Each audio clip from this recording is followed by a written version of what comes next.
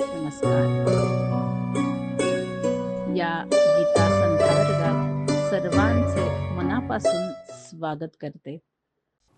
वेदा विनाशिनन न च्या अनुस्वाराचा हलंत न, कारण अनुस्वाराच्या पुढे न आहे.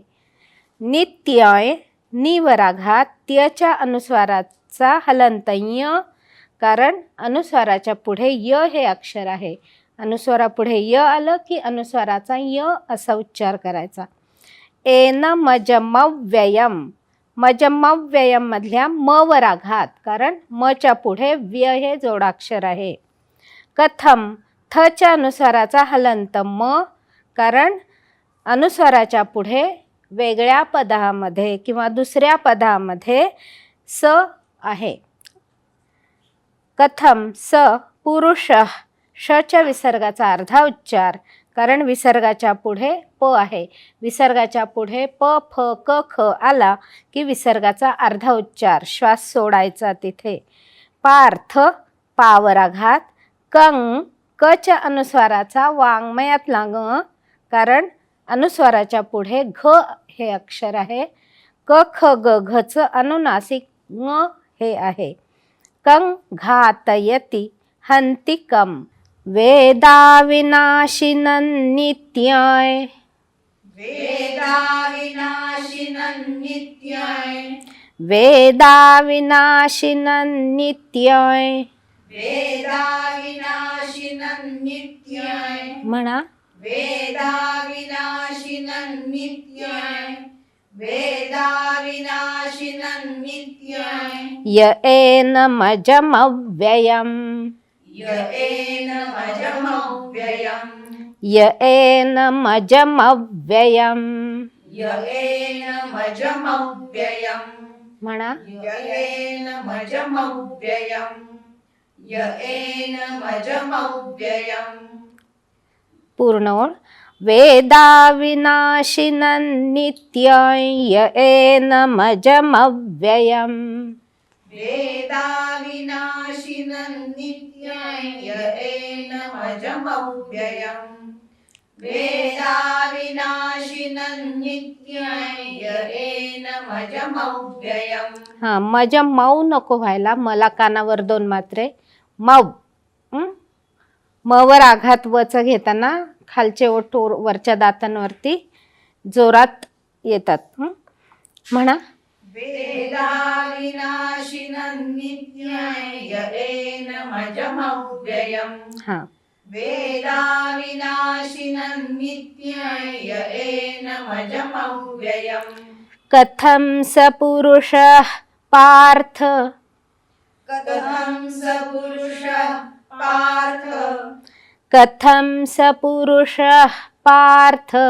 कथं स पुरुषः पार्थ, कङ्घातयति हन्तिकम्, कङ्घातयति हन्तिकम्, कङ्घातयति हन्तिकम्. कङ्घातयति हन्तिकम्. पूर्ण ओळ. कथं स पुरुषः पार्थ कङ्घातयति हन्तिकम्. कथं स पुरुषः पार्थ कङ्घातयति हन्तिकम्. कथं स पुरुषः पार्थ कङ्घातयति हन्तिकम्. कथं स पुरुषः पार्थ कङ्घातयति हन्तिकम्. कथं स पुरुषः पार्थ कङ्घातयति हन्तिकम्. पूर्ण श्लोक. वेदा विनाशिनं नित्यय य एनमजमव्ययम्. कथं स पुरुषः पार्थ कङ्घातयति हन्तिकम्. वेदा विनाशिनं नित्यय य एनमजमव्ययम्. कथं स पुरुषः पार्थ कङ्घातयति हन्तिकम्. म्हणा. वेदा विनाशिनं नित्यय य एनमजमव्ययम्. कथं स पुरुषः पार्थ कङ्घातयति हन्तिकम्. वेदा विनाशिनं नित्यय य एनमजमव्ययम्. कथं स पुरुषः पार्थ कं घातयति हन्तिकम्. छान. आज आपण जे श्लोक शिकलो आहोत त्याचा अर्थ आपण जाणून घेऊया. वेदाविनाशिनं नित्यं य एनम् अजम् अव्ययम् कथं स पुरुषः पार्थ कं घातयति हन्तिकम्.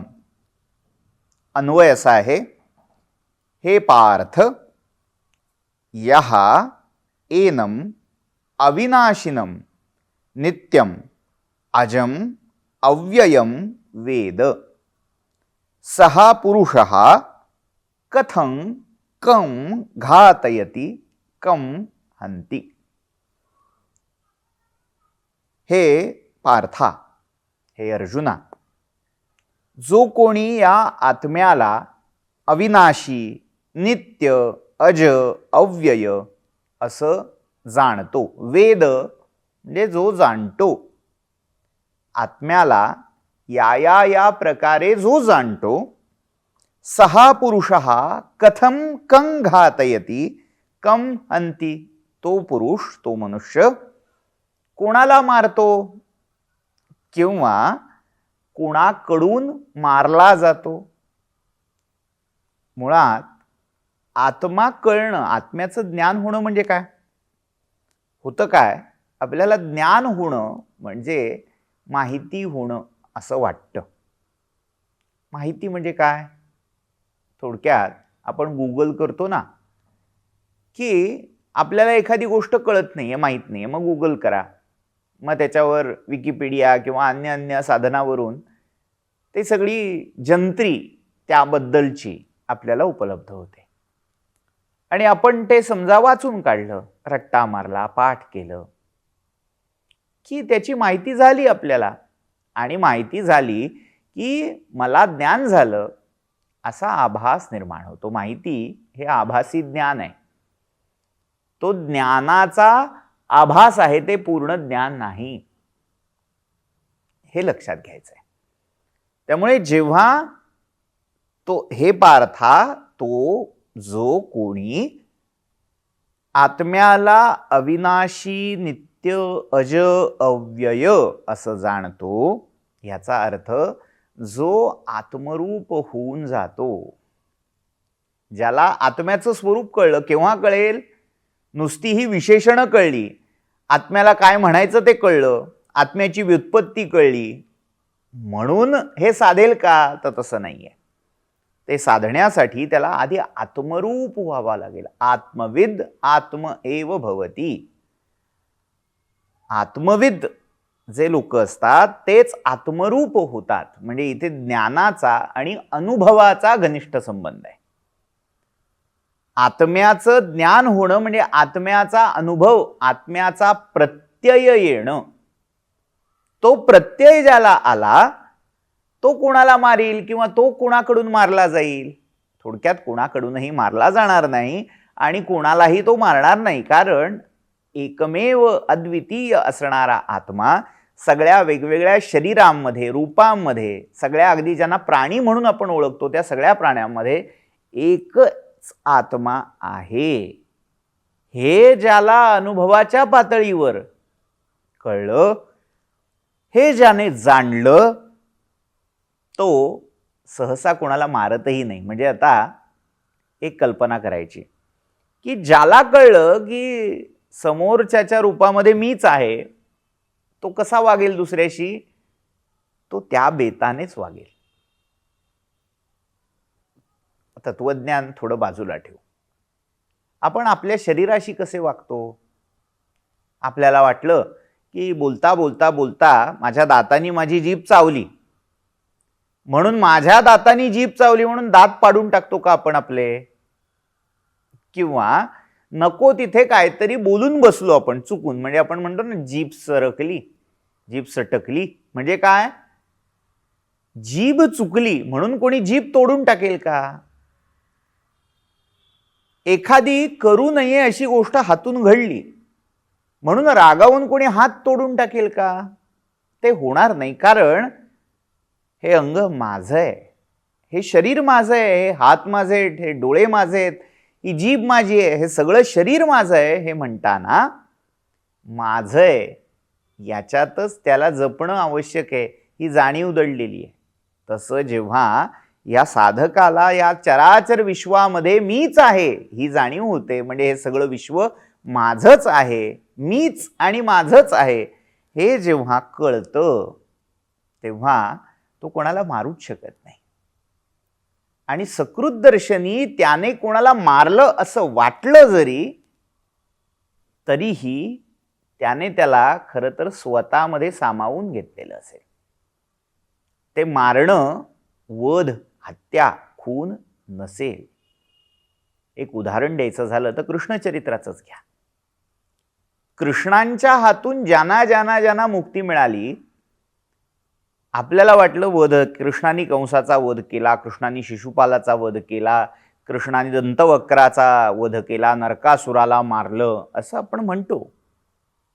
पण त्या प्रत्येक पुराणामध्ये आपल्याला त्या युद्धानंतर, त्या वध प्रसंगानंतर एक तपशील सांगितलेला आढळेल की त्या मारलेल्या व्यक्तीच्या हातून एक दिव्य ज्योत बाहेर आली आणि ती कृष्णामध्ये विलीन होऊन गेली. विशेषतः जेव्हा महाभारतामध्ये शिशुपाल वधाचा प्रसंग आलेला आहे तेव्हा शिशुपालाच्या वधानंतर त्याच्या शरीरात असणारी ती ज्योत बाहेर पडून कृष्णांच्या देहामध्ये विलीन झाली असं वर्णन व्यास करतायत महाभारतात. त्याचं कारण काय आहे? कारण परमात्मा पूर्ण ज्ञान स्वरूप कृष्ण आहेत, त्यामुळे ते कोणाला मारतात असं जरी वाटत असलं तरी तो जो अंश त्या व्यक्तीच्या शरीरामध्ये आहे तो अंश मूळच्या आपल्या स्वरूपामध्ये मिसळून घेतात. हाच त्याच्या मागचा गर्भितार्थ आहे. त्यामुळे व्यवहार आणि अध्यात्म या दोन पातळ्यांवर श्लोकाचा विचार करत असताना व्यवहाराच्या पातळीवर काय, ज्याला सगळं विश्वच आत्मरूप झालं, मीच आहे सगळं असं म्हटलं तर तो कोणाला मारायला जात नाही किंवा कोणाकडूनही मारला जात नाही, कारण सगळं काही मीच आहे. मारणाराही मीच, मरणाराही मीच, मग राहिलं काय? त्यामुळे कंघातयति हंतिकम हे व्यावहारिक पातळीवर पटतं. आणि आध्यात्मिक पातळीवर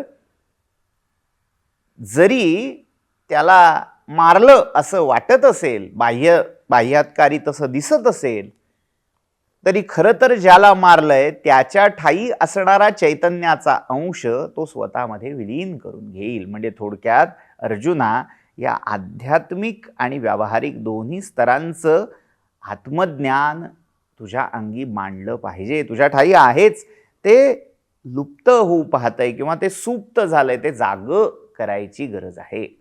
हे भगवंत इथे अर्जुनाला समजावून देत आहेत 21व्या श्लोकामध्ये.